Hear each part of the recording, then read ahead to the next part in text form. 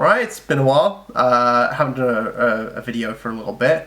Look at that, that's what this lighting's for. It's the rage of, you know, how dare it, we haven't seen a video of his for so long, I'm so mad. I'm mad, you're mad, I guess we're all mad. One Punch Man 115, the redraw. I'm doing a review on this because I read it and I liked it and I want to talk about some things, and I didn't react to it because I was an idiot, because I saw that they were going to redraw it. And then eventually I just kind of went, whatever, I'll scan through on Toniyari where the Japanese comes up, just because I was like, surely nothing surely nothing too big can happen, really. It's a redraw, because ultimately the same things have got to happen ultimately. Yet I completely forgot about this. Like the Child Emperor Phoenix Man fight, and how much changed in that. So when I skimmed through, I was laughing, and then I was shocked, and then and then I read the English, and then I was laughing and I was shocked.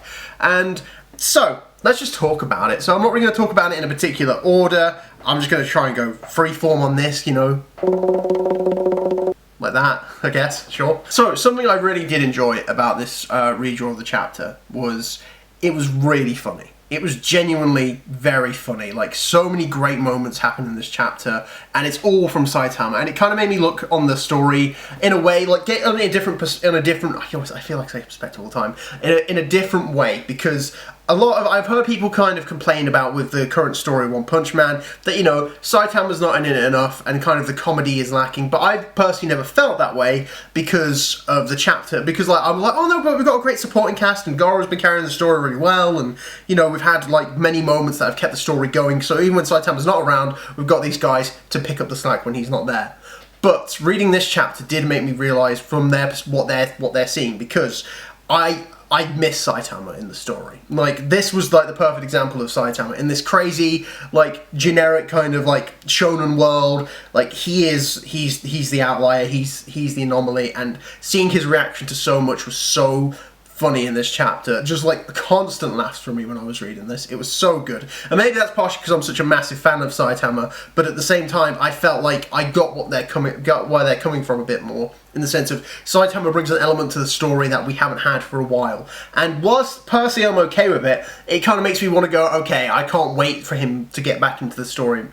Highlights for me from this chapter of Saitama definitely was when then they redid the stare down. First of all, I'm really happy some drawings were kept. So like the first page of like the Orochi Saitama stare down, I think that's such a wonderful piece of art. I'm glad that that's something that doesn't need to be fixed. But when he stares at him and then it's just like the massive head of him behind him just giving the same stare, and Orochi's like, what is this feeling I'm feeling?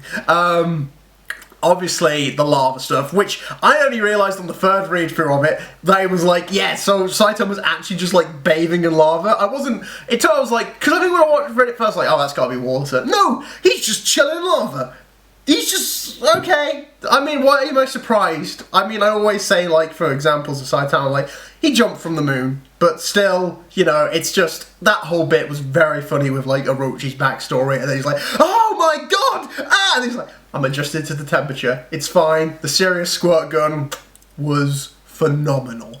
Absolutely phenomenal. Like, so good in that sense. It really made me laugh, and I was like, this is what he does, and this is what I miss from him, is like, I can't wait for him to show up in the current situation we're in the manga and go, alright, what's going on, and then just kind of all these really fearsome monsters and just make fools of them in the way he did with Orochi. Speaking of Orochi, they redid Orochi's design, and I prefer this one to the original. Now, if you've got preferences for the original design, I get it, because that one is definitely more traditional shonen, in terms of like how you've got like, oh, the big, it's like Frieza from Dragon Ball, right? You've got like a transformation, but the ultimate one is like a smaller, compact form. And if you like that, I get that. It's true. It's really good. But I preferred his design when he fought Garo, because it was more monstrous. This guy's the Monster King, and he had a really monstrous design. You could tell there was all these different influences from like famous, like from like real creatures and mythical creatures. So obviously dragons, there was like a T-Rex style, Yamato no Orochi as well, of course. But this final form looked monstrous, and it looked so good on that double spread, like proper, like him just looming over Saitama like that. It's like, I can't let you go anywhere. I love that design so much. And like I said, it just felt like an actual final form for the Monster King to have. As for Orochi's character in this chapter as well, it kind of tweaked it a bit. Like with Boros was very much like, oh, I'm bored and you know, you could offer me a challenge. And Orochi was similar, except he was like a dog on the leash. But what made Orochi interesting was obviously, you know, he survived Saitama's encounter and was like, I'm driven by revenge, I'm not a dog on the leash anymore, I'm taking over, I need a rematch with this guy.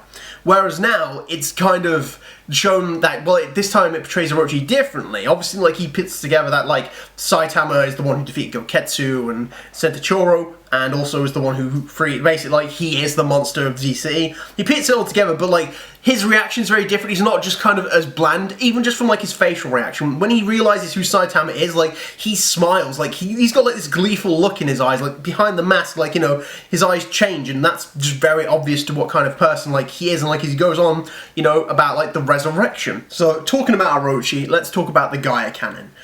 Actually, just before I talk about the Gaia Cannon, let me talk about, like, this great panel that I really liked in this chapter, reading it back, was, it's just after, like, Orochi's explained, like, you know, his whole thing about the mural. I'll talk about the mural at the end, but when he's talking about, like, oh, the mural, blah, blah, blah, and Saitama's obviously not really paid attention, and there's, like, obviously, Orochi's drawn in such great detail, as all the other characters in One Punch Man are, you know, such great shading and well, detail, as you said, idiot. It's only after, like, he's adjusted to the heat. So it's like, oh, so what are we talking about? Was it about how awesome this hot tub is? Orochi changes from, like, a super deep to, it's literally just, like, the outline of Orochi. It's the shock. It's the perfect example of, like, you know, showing how shocked Orochi is. Because it's difficult to make a monster like that shocked by, like, it's very, like, we saw his facial expressions, but for him to be like, oh my god, no. But, like, for him to just, like, for that to just to display, like, you know, this is like, he's never met a being like this before. And I know he says that as well, but, you know, he's like, who is this man is obviously just the outline, just like, boof, it's washed over him. He's like, he can't comprehend it. So, Gaia Cannon. And if there's something One Punch Man likes to do, it likes to make you wait, and it will make you wait the right amount of time. It likes to build up what it does. So, in the original, Saitama Orochi fight, it was very similar in the way of, like, how when he shot his first, like, big attack against Saitama in his final form, like, the dragons called around, like, they shot the beams, they called around, and they blasted, and that was amazing. That is something I will miss from the old chapter, honestly, is a certain sense of style that was in those old chapters, similar to the Phoenix Man Shard Emperor stuff. But this is similar to how Sairochi fought against Tatsumaki, right? Where obviously, you know, we see like the big beam, boom, then the big beam, how big it really is, and then the damage it causes. Like, that's why it's similar in this, where it's like, you know, Gaia Cannon, he sucks up energy from the Earth's core, and you know this is going to be a big attack, but it really likes to hype up how big an attack this is, you know? So obviously everyone on the land is feeling it. We see the energy from the Earth's core get sucked up towards Orochi. You know, the land is shaking, everyone's feeling it, earthquakes and volcanoes are starting just from the charge of this attack. And then the Gaia Cannon fires, boof, and then of course, Sirius, what good, Killer Boom, Sirius, good, just goes, and just counters this weapon of earthly destruction. If it wasn't very clear, I loved the squirt gun so much. But we obviously get more answers about the mural. The mural is something we saw at the very end of the Sairochi fight, where Tatsumaki drilled Sairochi into the ground. Or the remains of Orochi, back to where the mural was. We all have very many questions about that, and that gets answered in this chapter, and a bit more about Orochi too, where obviously Orochi was obviously where we know things about Orochi that we already knew were explained again, how he was like a person who was trained like through experiments and combat to become this monster king, this ultimate monster. Yet at the same time, obviously he grew very powerful. In a similar sense, he got bored, but he just kind of was like, the sacrifice from Jiro weren't enough, so he got bored, started delving into the Earth's core, and by chance, because of destiny is probably a thing in One Punch Man, I'll talk about this in a sec, is he found out about, he found the truth about, he found this mural which was like, you know, the ancient god will be here when a worthy sacrifice has been displayed. And that was interesting to see, and I loved the reveal at the end, but I kind of didn't. The reveal at the end was very good about, the evil god, you know? About how when Saitama obviously, boom, punches him, he's like, thanks for the water! Once again, that's my boy. Saitama, as he leaves, you know, the mural crumbles, and we actually see that Orochi was the worthy sacrifice, not Saitama, to the evil god. And I like that because it's a great twist. You're like, oh wow, that's real. That's the real one. I didn't see that coming. And maybe this will be different for people in the future.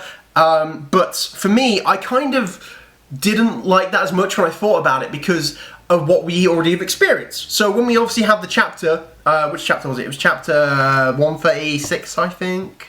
Where it ends with the giant person in the, like, you know, the giant in the center of the earth, as we saw, you know, after they touched the cube, they saw this being. That is now pretty much, like, as far as we know, that's going to be this evil god now. But there was always this element of mystery to it, you know? There was always this element of, like, you know, it was such a big twist out of nowhere, but it was so good. Like, obviously, that was the moment, like, because the chapter after, Blast appeared, and what was so good about that is because it sets you up into an idea of, like, you know, anything can happen. We've just found this giant curled up in the fetal position in the center of the earth, in space. And once again, space is a thing.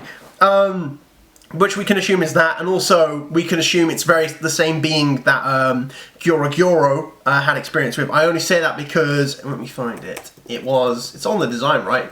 Just because of the swirl design on the evil god, very similar to kind of the swirl designs on the sun, the planet that Gyoro met as well. I really liked that. I really like, no, I kind of did, but I kind of didn't. Basically, I'm saying because there wasn't as much mystery there, but maybe for, like, new readers in the future, that's going to be a big moment for them, you know? Because it's difficult because we've already experienced this stuff, but to new readers of this, they might be like, oh, wow, that's so amazing. So, obviously, this might be like, oh my god, Orochi wasn't the real sacrifice, and when they get to the chapter when, like, you know, Saitama, Flashy, and Monaco meet them, you know, they're going to be like, oh my god, this is all going down. And maybe it's just because of that. My interpretation was different for that reason. Hey, did you realise I didn't mention about Destiny? So let's talk about Destiny. I'm sandwiching this in somewhere in the review, so we'll find out. So what they've done now as well is they've added, like, a Destiny storyline to One Punch Man of, like, you know, because Orochi in the mural was always meant to be the sacrifice from what we can see. Because no monster looks like Orochi at all. There's no way we could confuse him with anyone else. So I've added this Destiny storyline into the One Punch Man now. And things can be iffy with a Destiny storyline, right? Because obviously Destiny means, like, certain things are going to happen, and like sometimes it's better for a character just to kind of do things on their own instead of, like, they were always destined to do this thing. Like, Destiny can be very hit or miss unless it's, like, set up right. But I think this will be absolutely fine because it's One Punch Man. Mostly because it is Saitama. Like, I don't think Saitama's gonna have some like epic destiny to always fight, like, the monster of like the evil god who's always existed. I think it'd be more. I think it's gonna be someone else's destiny, and Saitama might be like, oh, I beat them because of Saitama. I wouldn't be surprised if it was like, Blast, it's always been your destiny. You and the evil god would duke it out and decide out the fate of the universe, and then Saitama's gonna be like, boom! I did it! You know, but I don't imagine it being that if it's this evil god, but at the same time, I think there's something there too. I think that's all I've got to say on that Destiny stuff, because thankfully with a character who's like Saitama, who's there just to challenge all the tropes, we don't necessarily need to worry about, like, certain Destiny tropes getting in the way. But yeah, I think that's all I've got to talk about for this chapter. But yes, overall, compare it to the original. I think there are certain things that I preferred in the original because it was the first time I experienced it. Obviously, I think there's also an element with, like, Child Emperor and Phoenix Man. Like, there's a certain style to those fights and to that, like, to that series, to those chapters that aren't in the current ones because they're more about world building. So even with, like, Child Emperor and Phoenix Man's probably the main one. What was so good about that original fight? It was this sense of, like, how Child Emperor was overcoming, like, not only a time limit, but this opponent who kept powering up after every defeat and was powering up fast and rapidly. But obviously in the new chapter, the new chapter is also kind of like doing some more world building stuff. It was like, you know, Child Emperor trying to be like, hey, you feel underappreciated, I appreciate you, listen to what I've got to say. And this is kind of what it's doing here. Instead of, like, going for, like, the big style and action, it's gone for world building more than anything, and comedy. And like I said, there's ups and downs to each thing, but overall, I do think this is the better chapter out of the two. So I think I'm just it's difficult for me to see it as, like, a brand new chapter like you're supposed to when you don't have the whole, when obviously we've experienced the previous chapters from before, so my interpretation is different. That's why when the new information hit me, I was really happy about it, but at the same time, I kind of had some ups and downs with it when I thought about it a bit more. But I think overall still, this is the better chapter. Like I said, funny moments I sorely miss. I sorely miss Saitama. Orochi's new design's sick. Guy Cannon was great. The Squirt Gun was even better. The reveal of the Mural of God was very cool. It was a good surprise on there. And yeah, also the fact that no one's going to find out about this. Unless, of course, whenever they go down to... Maybe someone's going to investigate Orochi's body, Metal Knight or Drive Knight or something. They'll find remnants of the mural. Although they did literally say, like, yeah. This full picture remaining unseen by anyone, but no, it doesn't say no one will ever find it again though. So yeah, that's my opinions on this chapter. I'd like to hear what you think about it. Just open it out there. Original or redraw? What was your favourite? I'd like to know. Favourite moments of the chapter would be pretty cool too. Thank you for watching. If you like this review, give it a like, subscribe if you want to see more, and whatever. I need to end it. Bye.